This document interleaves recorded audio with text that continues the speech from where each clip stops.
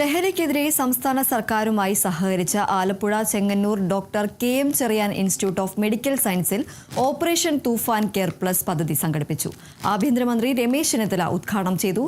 Saji Cherian MLA അധ്യക്ഷത വഹിച്ചു.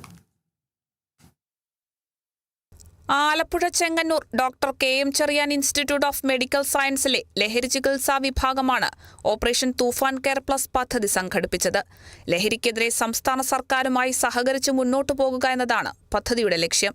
ലഹരിക്കടിമപ്പെട്ട് കേരളത്തിൽ നിന്നുള്ള 63 കുട്ടികളാണ് കർണാടക ജയിലിൽ കഴിയുന്നതെന്ന് ആഭ്യന്തരമന്ത്രി രമേശ് ചെന്നിത്തല പറഞ്ഞു. കേരളത്തിൽ നിന്നെത്തിയവരാണ് ലഹരി കൂടുതലായും ഉപയോഗിക്കുന്നതെന്നും കർണാടക മുഖ്യമന്ത്രിയുമായി നടത്തിയ കൂടിക്കാഴ്ചയിലാണ് ഈ വിവരം അറിഞ്ഞതെന്നും രമേശ് ചെന്നിത്തല പറഞ്ഞു.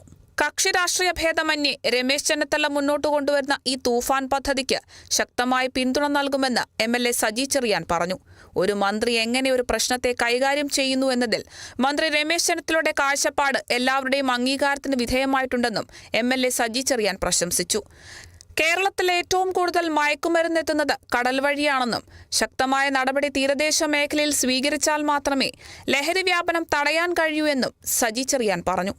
കേരളത്തിൽ ഏറ്റവും കൂടുതൽ മയക്കുമരുന്ന് എത്തുന്നത് കടൽ വഴിയാണ്. അപ്പൊ ശക്തമായ നടപടി തീരദേശ മേഖലയിൽ സ്വീകരിച്ചാൽ മാത്രമേ നമുക്ക് തടയാൻ. രണ്ടാമത്, കേരളത്തിന്റെ അതിർത്തി പങ്കിടുന്ന സംസ്ഥാനങ്ങൾ വനമേഖലയാണ്. അതുവഴിയാണ് മറ്റൊരു വഴി. നമ്മൾ സാധാരണ വിചാരിക്കും നമ്മുടെ റോഡ് മാർഗമാണ് ഇതെല്ലാം കടന്നു വരുന്നതല്ല. ഈ കേരളത്തിന്റെ കടൽ മേഖലയുടെ പ്രത്യേകത പറഞ്ഞാൽ നമുക്ക് ഹാർബറും ഫിഷ് ലാൻഡിംഗ് സെന്ററും ഉണ്ടെന്ന് പറഞ്ഞാൽ അതിനേക്കാൾ ലാൻഡിംഗ് സെന്റേഴ്സായി ഈ സാധനം എത്തിക്കുന്നവർക്ക് ഉപയോഗപ്പെടുത്താൻ കഴിയുന്ന തീരങ്ങളുണ്ട് കേരളത്തിൽ. ഒരു പ്രയാസമില്ലാതെ എത്തിക്കും. കർണാടക, തമിഴ്നാട് ഗവൺമെന്റുകളുടെ പൂർണ്ണ പിന്തുണ ഉണ്ടെങ്കിൽ മാത്രമേ ഈ കേരളത്തിൽ ഈ തൂഫാൻ പ്രോജക്ട് വിജയിക്കത്തുള്ളൂ. മുൻ ചീഫ് സെക്രട്ടറി ജിജി തോംസൺ മുഖ്യപ്രഭാഷണം നടത്തി.